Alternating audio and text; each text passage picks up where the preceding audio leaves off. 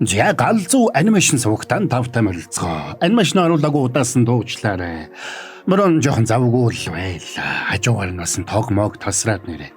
Хэцүүхэн байлаа шүү залуусаа. Та нарыгаа дажгүй байгаа гэж найдаа. Тэгэхээр энэ удаад борон та нарын мөнчудаан нэхэж хүлээсэн анимашныг ярьж өгөх гэж байна. Энэ бол Hero Inside Season 2. Та нар маань энэ галзуу анимашныг яриулахыг л хамгийн их хүсэж хүлээж байсан байц. За тэгээд та нарын хүсэж хүлээж байсан энэ галзуу анимашныг ба штэ. Төрлөх гоо сайхныг чинь хачин сайхан тодотгож өгдөг үйлчилгээг чин сэтгэлээсээ чадвар туршилгаа зориулж хийдэг Giga Beauty Room салонтой хамтран хүргэж байна. Та нар маань тэгээд сабадрагуул саба адаарсан бол лайка дарахтал тэгэл болоо явчих юм шүү. Ингээд хэдүүлээ энэ галзуу анимашны тайлбартан орцгоё.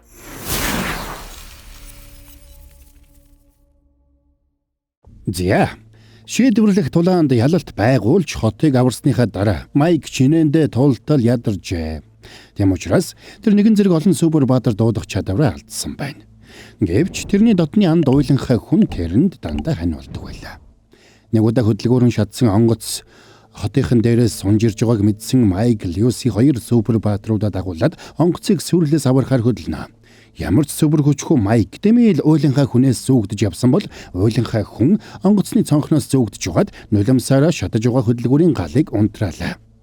Энэ үеэр Люси ч Супербаатруудын хамтаар ирээд онгоцны бүхээгийг дүүргэсэн байсан харуутаа гадагшлуулж эхэлнэ. Тэгсэн хүнтэй зэрэгцээд хөлөг онгоцны нөгөө талын хөдөлгүүр шатаж эхэлснээ хөлөг онгоц дундуураа хоёр хэсэг хуваагдчихна. Улмаар онгоц дотор байсан хүмүүс бүгдээрээ онгоцны хойд хэсэг рүү шидэгдээд унж эхэллээ. Тиймээс Майк муми охиныг гаргаж бүх хүмүүсийг нэг дор цуглуулсан бол Люси татах хүчний хүнээр жингүүдлийн орчин үүсгээд бүх хүмүүсийг амжилттай газардуулж чадна. Энэ үеэр онгоцонд үлдсэн Майк Sugar Супербаадрыг гаргаж ирсэнд цаадах нь онгоцыг газарт унахаас өмнө амжаад аврах том гүзээлзэг нь болгоод хувиргаж амжина. За ингээд олон хүний амийг аварч чадсандаа баярлсан Майк Люси хоёр байнга ордог бүргэрийн газартаа очиод нийгтэй уулзна. Ширээ төрн ярилцаж суухдаа Майк Люсид улам бүр сэтгэл татагдж байгаагаа мэдэрсэн ч тэрэнд сэтгэлээ илчилж зөрхөлсөнгүй. Тэгээд ч Люси аваагах Скотtiгаа олохоос өөр зүйл ерөөсө бодохгүй байсан учраас Майк тэрэнд туслаад хамтдаа аваагах Скоттиг нь олохоор шийдэцгэн. Комик номоос гарч ирсэн Супербаатрууд ямар хүчтэй болохыг дэлхийд даяараа нэгэнд харсан учраас одоо гэмт бүлгэллүүд хоорондоо Супербаатрын номуудыг булаацалдаж ширүүн тэмцэлдэг болжээ. Тэдний донд Супербаатрын комик номороо дэнчин тавиад тулалдах явдал түгээмэл болсон учраас Сан Франциско хотод уймэн самун улам бүр түгээмэл болсоор байж. Тэр хоёр хулгайч нэг агуулгыг ухахаар бэлтгэж байна.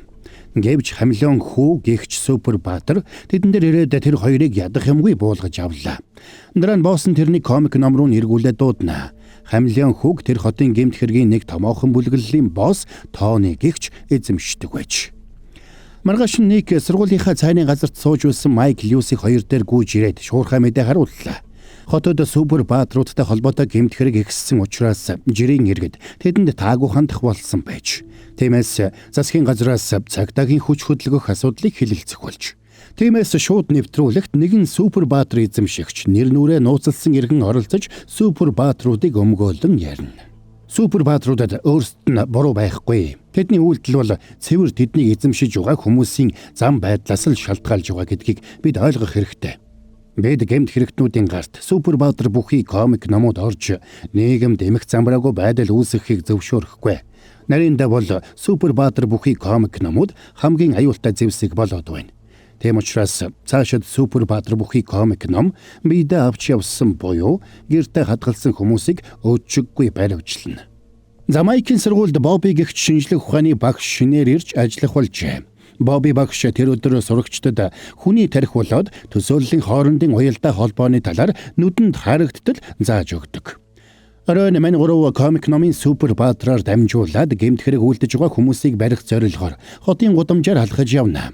Тэд Супербаатартай холбоотой гэмт хэргийг бууруулах замаар Супербаатруудын нэр хүндийг дээшлүүлэхийг зорж байлаа. Тэгээд тэд санамсаргүйгээр хамлион хүүгийн эзэн Тонитой таарчна. Тони ч тэдэн лөө хамлион хүүг дайруулсанд бэлтгэлгүй байсан Люси тэрний дайралтад өртөд унлаа. Тэгсэн Майк хар хүлэг баатрыг дуудсан ч Хамлан хүү үл үзэгдэгч болох чадвартай учраас хар хүлэг баатрын дайралтуудаас амархан булдаж хариу давталж эхэлдэг. Хар хүлэг баатар ганцаараа Хамлан хүүг дийлэхгүй болохыг ойлгосон Люси Лаки хүн орхиодоо хүн хоёрыг гаргаж ирнэ. Тэгсэн арга зайлтай Хамлан хүү Лакигийн дайралтыг ницааж тэр бүхэл хүн орхиодоо хүний үндсэн дайралтыг зогсоож чадлаа. За тэгэд Майк эцсийн арга хэрэглэхээр шийдэж уйланхай хүнийг гаргаад ирнэ. Уйланхай хүн тэрнийг нулимсаараа шүрссэнд нилээд норсон Хамлан хүү үл үзэгдэгч болох хүчээ ашиглах боломжгүй болно. Энийг харсан Люси царцаан хүнийг гаргаж ирээд дайруулсан ч энэ үеэр мөрдөгч Колтнор удирдуулсан цагдаа нар ирж таарсан учраас тэдний тулаан төрс саадлаа. Цагдаа нарыг харсан Тони Хамлан хүүгийн хүчийг ашиглаад нүдэнд үзэгдэхгүй болж зогтсон учраас аргагүй байдалд орсон Майк, Люси, Ник гуравч Супер баатрынхаа хүчийг ашиглаж бас л тэндээс зогтцгаана. Тэгээд тэд Майкийн гэрт очиод Никийн сувагт оруулсан бичлэгнүүдийнхээ доорх комментуудыг унштал тэнд ихэнх хүмүүс комик номуудыг хотоосоо бушуухан зайлуулах хүсэлтэй байгаагаа бичсэн байлаа. Энэнд нь Люсигийн урам хугарчээ. Тиймээс Ник Майкийн гэрээс гарч гэрлүүгээ явах замдаа Супер баатруудын нэр хүндийг хотын оршин суугчдын дунд яаж нэмэгдүүлэх талаар төлөвлөгөө боловсруулж явдаг. Тэгсэн удалгүй өөрийг нь хэн нэгэн дагаад байгааг анзаарнаа. Тэр хүн нь Майкийн ээж Тара байж таардаг. Тара сэтгүүлч хүнийхээ хувьд Супер баатруудын хэргийг эрен сурвалжлах хүсэлтэй байж. Тэгээд Никийг нэлээд ажигласны эцэст тэрнийг супер гайхалтай залуу болон тэрний хамтрагч X2-ыг таньдгийн байна гэсэн дүгнэлтэд хүрсэн байж. Энэ бол Майк, Люси хоёрын нууц нэр байлаа. Ник тэр хоёр Супер баатрын бичлэгүүдийг дандаа ойроос хийж постлж байсан учраас тэднийг дандаа хамт явдаг юм байна гэсэн дүгнэлтэд Тара хүрсэн байжээ. Тиймээс тэр Никийг ятгах супер гайхалтай залуу X2-той ярилцлах хийхэд нь туслахыг шахаж эхэлнэ. Ингээд аргагүй байдалд орсон Ник ч зөвшөөрнө. Тэгээд ярилцлага авах цаг болоход Майк ээжтэй танигдахаас айсан учраас зариуд хачин ааш гаргаж эхэллээ. Азуулахад ээж нь тэрнийг таньсангүй. Тэгээд зогсохгүй тэдний ярилцлага амжилттай болж хот даяараа ярилцлагыг нь үзэцгээдэг. Энэ үеэр сэтгэл судлаач доктор Теннисоник Овсто өөрийн Супер баатар профессор Зитэй ярилцаж байхад нь гэнэт өрөөнийх нь хаалга нээгдэж нэг нүүрэндээ багтаа үл таних хүн орж ирж байлаа. Тэгээд тэр манангэгч Супер баатрынхаа тусламжтайгаар өрөөг манангаар дүүргээд профессор Зигийн комик номыг гартаа оруулж чаддаг. Нөгөө талд Майк X2 Супер баатруудын тулаан болж байсан агуулгад ирж байлаа. Тэд тэндээс Супер баатруудыг тулалдуулдаг гэмт хэрэгтнүүдийг олно гэж бодж байсан ч Майкийг орохдоо зэрэгцээд дэлбэрэлт болж Майк амиа алдахаа шахна. Аз болоход X тэрний амийг аварлаа. Тэгсэн энэ нь Майк болон тэрний нөхдөд тавьсан өрх биш. Харин агуулга дотор тулалдаж байсан тулааны нөлөө байж. Дэлбэрэлтээр Тони гадагшаа шидэгдээд гарч иржээ. Тони Хамлан хүүг Кристагийн Супер баатартай тулалдуулсан ч ялагдсан нь тэр байж. За ингээд тэр хоёрыг нэг дор барьж авахар шийдсэн X комик номоо гаргаад хамгийн түрүүнд хүн орхиодоо хүнийг гаргаж ирнэ. Харин нөгөө талд профессор Зигийн комик номыг гартаа оруулсан багтай нөхөр гэртээ ирж байлаа. Тэгсэн тэр нь Майкийн сургуультанд шинээр ирсэн багш Бобби байж таарна. Харин тэрний шинэхэн руммейт нь манай нөгөө Дирко байлаа. Хэдийгээр цагдаагийн дарга Супер баатруудыг хотын иргэдэд аюултай гэж үзэж байсан ч бүх цагдаа нар ингэж бодохгүй байлаа. Супер баатар бүхий комик ном эзэмшигчдийг баривчлах ажлыг ахалж байгаа мөрдөгч Колтон өөрөө Супер баатруудад талтай нэгэн байлаа. Учир нь 6 жилийн өмнө анхны Супер баатар гарч ирдэг комик номоо бүтээснийхээ дараа Скот хамгийн хүчирхэг Супер баатар Супер Скотоо ашиглаад цагдаа нарыг гэмт хэрэгтэн барихтан тусалдаг байж. Супер Скотын амийг нь аварсан олон цагдаа нарын нэг нь мөрдөгч Колтон байжээ. X хүн орхиодоо хүнээ гаргаж Криста руу дайрсан ч Криста галан толгойд хүнээ гаргаж ирээд хүн орхиодоо хүнийг шатаахаар дайрч эхэлнэ. Энийг харсан Майк яралтай уйланхай хүнийг гаргасанд уйланхай хүнч нулимсаараа галыг нь унтраагаад галан толгойд хүнийг ил үрхэж эхэлдэг. Тэгсэн Криста ганцаараа биш цэлцэг нүрийн хаан гих Супер баатрыг ашигладаг Тимо хүү бас тэрний талд орсон байжээ. Тулаан эхэлмэгц Тимо цэлцэг нүрийн хааныг гаргасанд цаадах нь гарч ирсэн даруйдаа хүн орхиодоо хүнийг барьж аваад баруун солгоогүй савж эхэллээ. Энийг харсан Майк уйланхай хүнд тушаал өгсөнд уйланхай хүн орхиодоо хүн лөө нулимсаараа буудсанд цаадах нь хүч орж эргээд ширүүн тулалдаж эхэлдэг. Уйланхай хүнч галан толгойд хүнийг ялж чадна. Тэгсэн Криста галан толгойтыг комик ном руу нь оруулаад дараагийн Супер баатар болох Лёраг гаргаад ирлээ. Лёрач хурц хумсаараа хүн орхиодоо хүнийг амархан ялдаг. X хүн орхиодоо хүнийг галд унахаас өмнө амжиж ном руу наруулахдаа зэрэгцээд Тимо тэрэн лүү цэлцэгнүүрийн хаанаар дайруулсанд Майк урдуур нь ороод өөрөө дайралтад ортчихно. Энийг гарсан Лёра X руу супер дайралтаа хийсэн ч X амжаад Лакиг гаргаж ирнэ. Ингээд Лаки Лёра руу ширүүн дайрахад хамлион хүү амжаад Лёрод хүрснээр Лёра үл үзэгдэгч болж Лаки руу гиндүүлж дайрж эхэлдэг. Энэ үеэр Крист X-ийг цохиж унгаад цөмхтэй комик номуудыг нь булааж байлаа. X-ийг аюулд орсныг харсан Майк бүх хүчээ шавхаж босч ирээд номоо гаргалгүйгээр төсөөллийн хүчээрээ уйланхай хүнийг дуудаад гаргаад ирнэ. Төсөөллийн хүчээр дуудагдаж гарч ирсэн уйланхай хүн урд урдынхаас илүү хүчтэй болжээ. Энэ үеэр Колтон тэргүүтээ цагдаа нар ирж тэднийг зогсоох гэсэн ч Кристэ галан толгойтоор цагдаа нар руу дайруулдаг.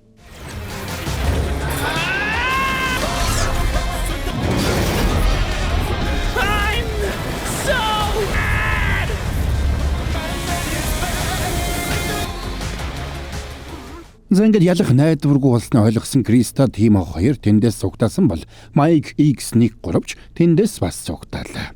Гэртээрсэн хоноо уйланхай хүнд өмнө нь улимсан хан гэдэг цохилт байгаагүй. Майк тэр супер дайралтыг өөрөө төсөөлөлдөө бүтээсэн болохыг ойлгоцгоолоо. Энэ үеэр Криста Тимо хоёрч байрандаа иржээ. Тэд тэр өдрийн тулаануудаар дамжуулаад гарт оруулсан комик номуудаа босс Супер Скотттой өгч байлаа. Супер Скоттч энийг хараад баяртай байна. Учир нь тэдний нэг болох авраг хуруутын комик ном нь зохиолч Вейлер Скоттын хамгийн анх бүтээсэн онцгой 7 комик номын нэг байдаг. Хоёр дахь Супер Скоттын комик ном байж. Супер Скотт дараагийн онцгой номыг хамгийн түрүүнд олохыг зорж байлаа. Онцгой 7 комик номуудыг Вейлер Скотт өөрөөсөө болоод хамгийн сайн 6 найзаасаа сэдэвлээд бүтээсэн байж. Вейлер Скоттыг энэ 7 онцгой номын аль нэг дотор нуугдаж байгаа гэж Супер Скотт бодож байлаа. Маргааш нь Колтныг ажил дээрээ унтаж байтал дарга нь ирээд Супер Баатартай нэг нөхөр банк дээрэмдэж байгаа тухай мэдээ ирснийг хэлээд тэрнийг яаралтай очиод баривчлахыг тушаалаа. Колтныг банкн дээр очиход дээрэмчин 25 цент гэх Супер Баатараараа дамжуулаад банк дээрэмдсэн байж таарна. 25 центч цагдаа нарыг харсан даруйда дайрж ороод бүх машинуудыг хөмрүүлж орхилоо. Тэгээд цагдаа нарыг ялсан 25 цент болоод тэрний эзэн мөнгө аваад явах гэж байтал гавл бутлагч гэж өөрийгөө нэрлсэн нэг эмэгтэй ирдэг. Тэгээд 25 центийн эзнийг хил амаар доромжилсанд цаадах нь уурлаад 25 центэд тэрэн лүү довтлох тушаал өгдөг. За ингээд 25 центж толгой дээрээ эргэлдэж тэрэн лүү дайрлаа. Тэгсэн гавл бутлагч үсэрхэг харыг их Супер Баатараа дуудсанд тэр нь гарч ирээд 25 центийг үсээрээ ороогоод авч татаж авчираад ховстоод унтуулчихна. Дүүр зогсохгүй тэнд байсан цагдаа нарыг бүгдийг нь үсээрээ ороогоод унтууллаа. Хэсэг хугацааны дараа Колтныг сэргэхэд тэр дээрэмчэнтэй тэврэлдээд унтаж байдаг. Гавл бутлагч тэрний комик номыг аваад явчихсан байлаа. Гэсэн хэдий ч гэмт хэрэгтнийг барьсандаа Колтон баяртай байна. Харин гавл бутлагч хамтрагч нартайгаа уулзахаар Папа Принцессийн гэрт явж очижээ. Гавл бутлагч өмнөх хүлрэлд Майк болоод тэрний найзуудад ялагдсан комик номын зөвлөл бүлэгмийн тэргүүн болсон байлаа. Тэдний толгойлогч байсан Дирко алга болсон учраас тэд тэрний үйл хэргийг үргэлжлүүлээд комик номуудыг үргэлжлүүлэн цуглуулах зорилгоор үйл ажиллагаагаа явуулсаар байсан нь тэрвэж. Тэр өдөр Люси хоёр найзыгаа гэртээ урьсан байна. Майкч сэтгэл нь хөдөлж маш том баглаатай цэцэг гартаа барьжээ. Люсигийн гэр нь асар том шилтгэн байсанд тэр хоёр гайхацгаалаа. Дотогш орсон хойно Майк урт коридорын хан дагуулад өрсөн өвөг дээдсийнх нь хөрөг зургуудыг харж угаад Люсигийн аавын зурагтай таарлаа. Тэр хүнд өөрийгөө хүлээн зөвшөөрүүлнэ гэдэг нэлээд хэцүү гэдгийг Майк тэр дороо угаарна. Люси ч тэднийг шууд өрөөндө дагуулж ирээд тэднийг авгах Скоттыг олоход нь туслахыг хүслээ. Тэгээд авгахынхаа гэрээс олсон эд зүйлсийг хийсэн хайрцаг авчираад хамтдаа тэндээс ямар нэг сэжүүр байгаа эсхийг нэгтлэнэ. За тэгэхээр төрлөх гоо сайхныг чинь хачин сайхан тодотгож өгдөг үйлчилгээг чин сэтгэлээсээ чадвар туршилгаа зориулж ажилдаг нэг газрыг Бронкалс танилцуулаад байгаа. Гигэ Beauty Room. За энэ салон нь штэ плазм үйлчилгээ болоод гоо сайхны шивээс, нүүрний иллэг, массаж, маникюр, педикюр, сормус, вакс зэрэг үйлчилгээнүүдийг галзуу чадварлаг хийдэг гэж байгаа. Эдгээрээс онцлог хэлэхэд ба штэ плазма пен нь арьсны гадаргуул хүрэхгүйгээр микроплазмын цэгүүд үүсгээд тэгээд арьсны өөрийгөө нөхөн төлжүүлэх процессыг идэвхжүүлдэг дэвшилтэт технологи юм байна.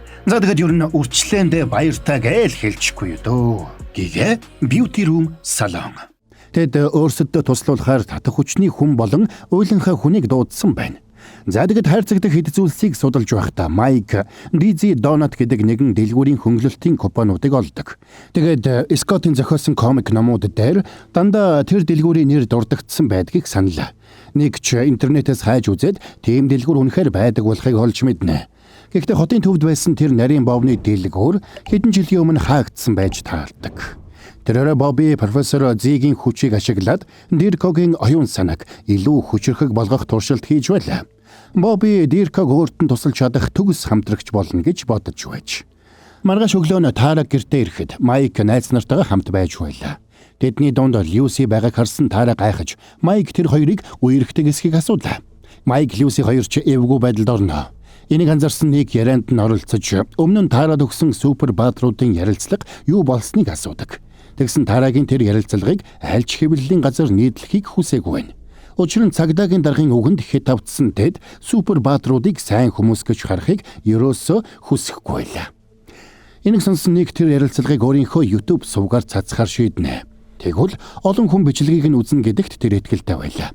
Үнэхээр тэрний таамаглаж байсанчлан тэр бичлэгийг нь олон хүн үзэж супер баатруудын талаар зөв ойлголттой болцоож эхэлдэг.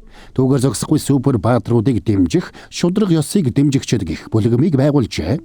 Нэг өөрөө тэр бүлгэмийн зохион байгуулагч Роуз Мэри гэх эмэгтэйтэй мессежээр харилцдаг болж. Тэгэд нэг тэрнтэй уулзахаар Майк Люси хоёрыг дагуулад гэрт нь очно. Нийгэн сэтгэл их хөдөлжээ. Тэгсэн Роуз Мэри тэрний төсөөлсөн шиг залуу бүсгүй биш. Харин нэг хөгшин эмээ байгааг хараад нэг сэтгэлээр ундаг. Роуз Мэри эмээч тэднийг цайгаар дайлах зураад тэдэнд өөрийн комик номыг харууллаа.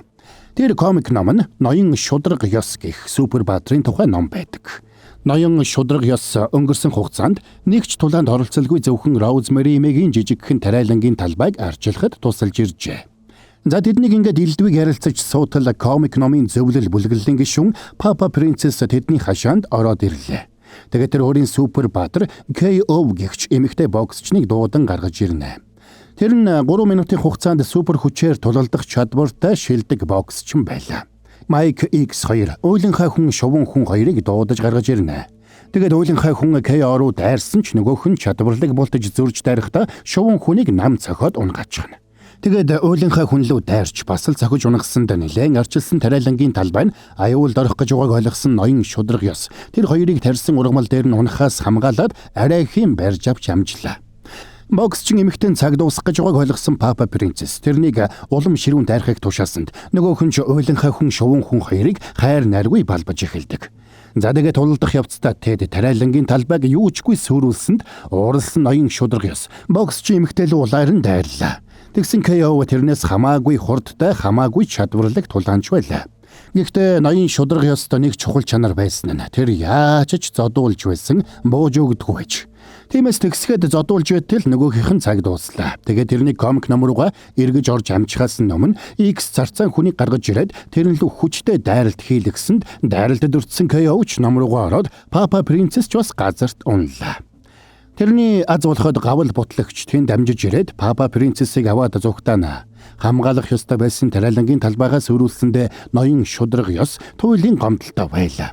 Тэгсэн Роуз Мэри эмээ тэрнийг тайвшруулна. Эмээ удахгүй байранд нүүж орох гэж байгаа учраас тариалангийн талбай арчлах шаардлагагүй болсон байж. Тэм учраас комик номоо Майкд өгдөг. Тэд Роуз Мэри эмээтэй ярилцаж байхдаа Дизи Донот дэлгүүрийн байранд одоо паб ажиллаж байгаа болохыг олж мэдцгэн. Тэрээр Тимо тоглоомын газар тоглож байгаад тэнд байсан нэг нөхрийн супер баатартай комик номыг хулгайлаад зүгтаалаа. Комик номын эзэн Тимог хөөж гүйсэн ч мухар гудамжинд тэрнийг Криста хүлээж байдаг. Тэгээд тэд тэрнийг нам зөхөж унгаад номыг нь авч явахаар завддаг. Энийг харсан комик номын зөвлөл бүлгэмийн хоёр гишүүн тэдний хойноос гүйсээр мухар гудамжинд очсонд Криста Тимо хоёр тэдэнтэй халз тулалдахаар болдог. За ингээд нөгөө 25 цент болоод 7 кунфу гих хоёр супер баатраа дуудсанд Криста Тимо хоёр ч Лёро цэлцэгнүүрийн хаан хоёрыг дуудаад гаргаж ирцгэн. За ингээд 4 супер баатар хоорондоо ширүүн тулалдаж эхэлнэ. Гэвч Лёро цэлцэгнүүрийн хаан хоёрын дайралт металл биетэй 25 центэд нөлөөлөхгүй байлаа. Аргагүй байдалд орсон Лёро 7 кунфу руу дайрсан ч цаадах нь тэрний дайралтаас яадах юмгүй бултаад байна. Тэгээд бултах явцдаа 7 кунфу Лёрогийн саварт оногдож ууралсандаа тэр нь л улаар нь дайрлаа. Харин нөгөө талд нэлээд хамгаалсан 25 цент өөрийн хүчтэй дайралтыг хийсэн ч цэлцэгнүүрийн хаан зоосны дайралтыг нь тогтоогоод тэрнийг холоо гихч нь шидэж орхино. Энэ үеэр Ник, Майк, Люси гурав нөгөө пабд очижээ. Пабын эзэн Домнич тэднийг урайлгахан хүлээж авлаа. Тэгээд тэд Скоттын зургийг харуулад тэрнийг таньдаг эсхийг асуухад Донни Скоттын зургийг хараад сэтгэл нь хөдөлж олон жилийн өмнө Скотт 6 найзынхаа хамтаар тэдний донотын дэлгүүрт байнга ирдэг байсан тухай дурсан ярьлаа. Тэд өөрсдөө онцгой долоо гэж нэрлэдэг байж. Тэгсэн нэг удаа онцгой долоо хамтдаа нэг ойд хонж угаад гэнэт Скоттын 6 найз алга болоод ганцхан Скотт л үлдсэн байж. Тэр цагаас хойш онцгой долоогоос сураг тасарчээ. Тэгсэн 6 сарын өмнө Скотт гэнэт Донни дээр ирээд онцгой долоог эргүүлж цуглуулах төлөвлөгөөтэй байгаа тухайга ярьсан байж. Тэгсэн тэрний хэлэх гэсэн санааг Донни төдийлөн ойлгоогүй байлаа. Хачирхалтай тэр цагаас хойш Донни Скотттай ерөөсөө таараагүй байж. Энэ түүхийг сонссон Люсигийн санаач бас зовж эхэлнэ. Учир нь Люси ч бас хамгийн сүүлд 6 сарын өмнө Скоттоос загтал хүлээж авсан байж. Харин нөгөө талд нь супер баатруудын тулаан эд өрнж байна. Цэлцэгнүүрийн хаан 25 центиг ялсан учраас Лёро туслахаар 7 кунфу руу ширүүн дайрлаа. Энийг харсан 7 кунфу житсэн мэхээ хийж өөрөөсөө гадна дахиад 6 тулаанчийг гаргаад ирнэ. Тэгээд тэд долуулаа болоод хүчээ нэгтгэж луугийн хүчээр дайрч ганцхан цохилдоор цэлцэгнүүрийн хаан Лёро хоёрыг ялж чаддаг. Тэгсэн энэ цохилтоос болоод тэрний бүх энерги нь дууссан учраас 7 кунфу эргээд номондоо сорогдож орсонд эзэн нь тэнхэлгүй болоод газарт унлаа. Найз нь тулалдах тэнхэлгүй болсныг ойлгосон 25 центийн эзэнч тушаалөгч Криста Тимо хоёр руу 25 центийг дайруулдаг. Энийг харсан Тимоч өөр нэг ном гаргаж ирээд бид Дэв гихч супер баатраа чөлөөлнө. Нөгөө талд супер Скоттын байдал эгзэгтэй байлаа. Учир нь тэрний эзэн Синтиягийн бие муудсан учраас супер Скоттын бие ч бас аажмаар замхарч алга болоход ойрхон иржээ. Энэ үеэр супер Скотт 6 сарын өмнө болсон явдлыг эргэн саналлаа. Тэр үед супер Скотт өөрийн хүчийг бүрэн хянаж чадаагүйгээс болоод олон гэмгүүхэн амиа алдсан байж. Хэдийгээр супер Скотт бусдад буруу зүйл хийхийг хүсээгүй. Хэтэрхий хүчтэй учраас хүчээ хянах тал дээр асуудалтай байлаа. Үүнээс болоод энгийн хүмүүсийн амнаас аюулд орсон дэмзэглсэн Скотт Вейлер тэрнийг комик номонд нь үүрд хорьсон байж. Гэвч супер Скотт ямар нэг аргаар номноос суллагдж өөрийн гэсэн уншигчтай болжээ. Супер Скоттын уншигч Синтия бие муутай хөгшин хүн учраас супер Скотт дэлхий дээр юу хүсснээ үйлдэх болсон байлаа. Супер Скоттын хувьд Скотт Вейлерийн бүтээсэн онцгой 7 номыг нэг дор цуглуулад үүгээрээ өөрийгөө бүрмөсөн чөлөөлж авахыг зорж байлаа. Маргааш нь Люси, Майк, Ник 3 Майкийн гэрт ирэхэд Люси тэдэнд супер Скоттын хамгийн анхны гар зургийг харууллаа. Скотт Вейлерийн зохиосон хамгийн анхны комик номд тэрхүү номын гол дүр супер Скотт эхэндээ эгэл жирийн залуу байсан ч явандаа супер баатар болж 6 найзаа аюулаас аварч байгаа тухай өгүүлдэг байж. Тэднийг ингээ ярилцаж байтал Майкийн гэрийн хонхыг хэн нэгэн дарлаа. Гайхсан Майкийг хаалгаа нэтэл тэнд нь мөрдөгч Колтон зогсож байна. Колтон Майкийн ээж Таратай уулзахаар ирсэн нь тэр байж. Тэгэд Колтон тэрнээс яаж супер гайхалтай залуу X2-той холбоо тогтоож уулзсан болохыг байцааж эхэлдэг. Тэгсэн Тара сэтгүүлч хүнийхээ ёсоор их сурвалжаа хатуу чанд нууцалдаг. Энийг сонссон Колтон ч өөрийгөө бусад цагдаа нараас өөр супер баатруудыг биширдэг тэр дунд супер гайхалтай залуугийн улаан фэн нь гэдгээ хэллээ. Комик номын зөвлөлийнхэн өчигдрөөрөө тулалдсан Криста Тимо хоёрыг нууцаар дагаж тэдний төв байрыг олж мэдсэн байлаа. Тиймээс маргааш нь дөрвүүлээ тэдний байсан газар руу дайран орж ирнэ. Тэгээд тарих бутлагч тэднийг бууж өгөхийг шаардаж өөрсдийгөө агуу Скоттын хүслийг биелүүлэгчд гэж тунхагладаг. Комик номын зөвлөлийнхэн бүх супер баатруудыг зэвсэг гэж үздэг. Супер баатрууд бүхий комик номуудыг нэг дор цуглуулж бүх хүчийг нь нэгтгэх ёстой гэж итгэдэг байлаа.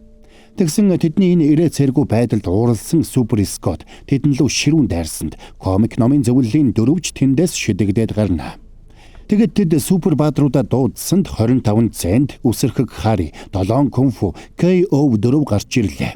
Тэгээд тэр дөрөв супер Скотт руу зэрэг дайрсан ч супер Скотт ганцаараа тэр дөрвийг өлгөөн барчихна. Энэ үеэр цагдаа нарч ирээд тэднийг тулаанаа зогсоож супер баатрууд бүхий комик номуудаа хурдан хураалгахыг шаардна. Харин энэ бүх үеийг Майк, Люси, Ник 3 зэрэгэлдэх байшингийн орой дээрээс анхааралтай ажиглаж байлаа. Люси эхэндээ супер Скоттыг авах ахыгаа байна гэж бодсон ч удалгүй тэрнийг комик номын баатар болохыг ойлгоно. Учир нь Синтиягийн бие муудаж Супер Скот үхлийн дайралтаа хийж амжилгүй комик ном руугаа татагдаад ордог. Үүнтэй зэрэгцээд Криста Тимо хоёр ч супер баатруудаа дагуулсаар байшингаас гараад ирнэ. Цэлцэг нүрийн хаан Леоро хоёр цагдаа нар руу дайрч орохыг завдсан ч яг энэ үеэр уйлынхаа хүн хажуунаас нь орж тэдэн лүү дайрлаа. Ингээд Криста Тимо хоёр Супер Скотын цуглуулсан номуудыг комик номын зөвлөл бүлэглэлийнхнээс хамгаалах гэж тулалдаж эхэлсэн бол Майк X хоёрч цагдаа нарыг аюулаас хамгаалахын тулд тэдэнтэй тулалдаж эхэлдэг. Энэ бүх үеийн дундуур Синтия комик номоо твэрч явсаар нэг машинд орж суусан нь мөрдөгч Колтны машин байдаг. Тэгэд Синтия тэр машиныг такси гэж бодоод хотын нөгөө захад байдаг хүүтэй очих хүсэлтэй байгаагаа хэллээ. Энэ үеэр нэг ч машин дамжиж суугаад комик номыг нь салгаж авахар оролдоно. Тэгсэн энэ үеэр Синтиягийн эзэмшдэг цайны газрын ажилтан хааны гарч ирээд тэднийг зогсоолоо. Хааны ч бас өөрийн гэсэн супер баатартай байж. За тэгэд хааны супер баатар Карига гаргаж ирээд тэдэн лүү дайруулах гэсэн ч анханасаа тулалтахаар програмчлагдаагүй Кари робот тэдэн лүү дайрахын оронд шангаар ая тоглуулж эхэлдэг. Энийг сонссон комик номын зөвлөл бүлэглэлийнхэн ч Колтны машин руу улайран дайрцгаалаа. Сандарсан Колтон ч машинаа асаагаад тэндээс хар хурдаараа зогтлаа. Бусд нь ч Супер Скотын комик номыг авахаар Колтныг шил даран хөөж эхэлнэ. За ингээд хөөцөлдөх явцад нэг Супер Скотын номыг Синтиягийн гараас салгаж аваад Майкд өгөх гэсэн ч 7 кунфу тэдэнд саад боллоо. X Лакиг яралтай гаргаж ирээд номыг авах гэсэн ч 7 кунфугийн нуруунд дээгүүр дамжиж гүйжирсэн KO үсэрч ирээд Лакиг унтлан цогтөг. Энэ үеэр гавл бутлагчийн мопедд сундалсан Папа Принцесс Никийн гараас Супер Скотын комик номыг шүүрч авлаа. За ингээд Golden Bridge дээгүүр давхиж явахдаа баярлсан гавл бутлагч Супер Скотын комик номыг бариад Супер Скотыг дуудах гэсэн ч тэрний төсөөлөл Супер Скотыг дуудаж гаргаж ирэх хэмжээний хүчтэй биш байлаа.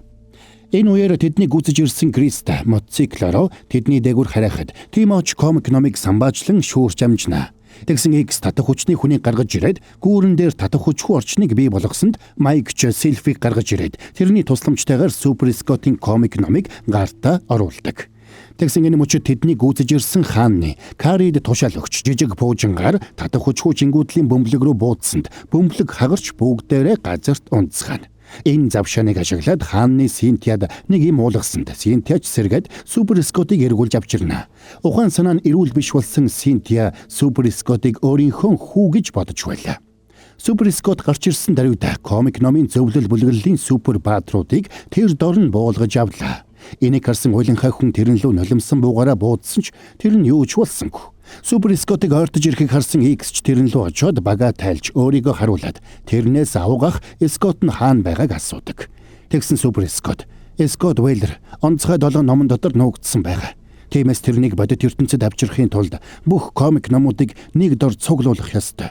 Хэрвээ чи авгахтайгаа уулзахыг хүсэж байгаа бол бүх комик номоо надад өг. Би чамайг авгахтайгаа уулзахад чинь туслая гэж хэлнэ. Би эргээд энэ дэлхийг бүх ёрийн мугас чөлөөлөх агуу супер баатар болох хэрэгтэй байна.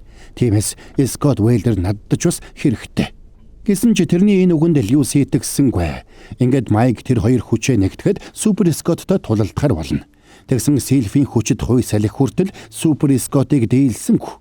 Льюисийн гаргаж ирсэн Спаркулс хуй салхиг галаар дүүргэж хүчтэй дэлбэрэлт болсон ч Супер Скот гал дотроос юу ч болоогүй юм шиг л гараад ирдэг. Одоо чи миний жинхэнэ бодит төрхийг харах болно. Би чамд жинхэнэ супер баатар ямар байдгийг харуулъя. Скот ах, наад хувилбарыг чинь анханасаа төсөөлөөгүй шүү. Тийм ээ. Энэ бол миний өөрийн бий болгосон хувилбар. За ингээд Супер Скот Льюисийг цохихдоо зэрэгцээд ноён шудраг ёс гарч ирээд өмнөөр нь ороод цохиулдаг. Учир нь Майк тэрнийг дуудаад гаргаж ирсэн байжээ. Тэгэлгүй яах вэ? Ноён шудраг ёс ямар ч дайралтыг тэснэ. Шудраг ёс ямар байдгийг үзүүлээд өг. Чи шудраг ёсыг эрхэмлэгч супер баатруудын нэрийг гутаач байна. Шудраг ёсны цохилтыг амс. За ингээд ноён шудраг ёс Супер Скот руу чадлаараа довтолсон ч тэрний цохилтууд Супер Скотод юу ч болохгүй байлаа. Чи одоо жинхнээсээ супер баатар юм уу? Намайг энэ олон жил номон дотор хоригдож байхад Скот ийм сул дорой баатруудыг бүтээж байсан гэж юу? Ингээд Супер Скот ноён шудраг ёсыг хайр найргүй зодож эхэллээ. Юу болоод байна? Ноён шудраг ёс ямар ч цохилтыг давах хүчтэй биш үлээ. Миний төсөөлөл удаан тисч чадахгүй нэ. Супер Скот хөл алдсан ноён шудраг ёсыг өшгөлөөд Льюси рүү очиод тэрнийг заамдаж авахад энийг харсан Майк бүх хүчээ шавхаад ноён шудраг ёсонд бүх хүчээ шилжүүллээ. Ингээд ноён шудраг ёс босож ирсэнд өөрлөсөн Супер Скот тэрнийг хайр найргүй балбана.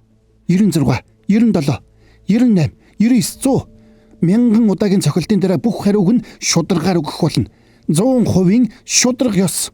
Шудраг ёсны төлөө.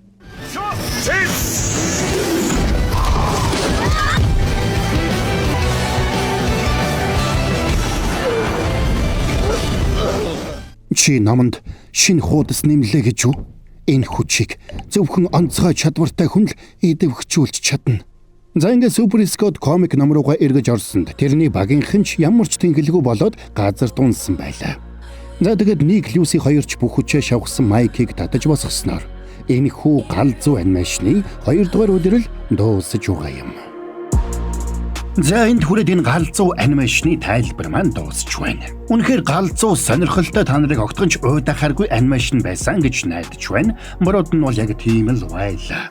За тэгээд Моброгийнхэн тайлбар ойлгомжтой байж таалагдсан бол та нар маань энэ галзуу анимашныг ярих боломж олгосон Giga Beauty Room-д баярлалаа гэсэн комментиг үлдээгээрэй. За тэгээд Giga Beauty Room салон нь штэ. Плазм үйлчилгээ болоод гоо сайхны шивээс, нүүрний иллэг, массаж, маникюр, педикюр, сормус, вакс зэрэг үйлчилгээнүүдийг галзуу чадварлаг хийдэг гэж байгаа. Description хэсэгт борон дэлгэрэнгүй мэдээллийг нь оруулсан байгаа шүү. За тэгээд Моброгийнхэн тайлбар ойлгомжтой байж таалагдсан болоо та нар маань сабадраагүй бол саба, дарцсан бол лайка дарахтал тэгэл болоо явчихж байгаа юм шүү.